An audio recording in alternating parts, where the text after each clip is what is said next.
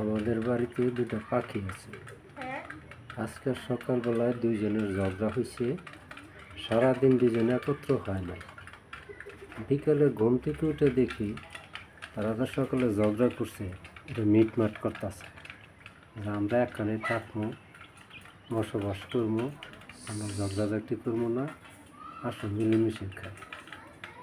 আসলে প্রিয়ম, পাখিদের মাঝে কত সুন্দর ভালোবাসা। আগে যাই বলেছি, একটু রসিকতা করেছি। দেখেন তো দুটি পাখির মধ্যে কত সুন্দর মিল।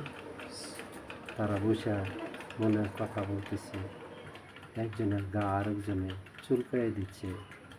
আর আমরা যদি বলি যে আমাদের গা চুলকাচ্ছে, কেউ শুনবে না। কত সুন্দর চুলকাই দিতেছে। মেয়েগুলো দেখবে, বাচ্চাগুলো দেখায় না।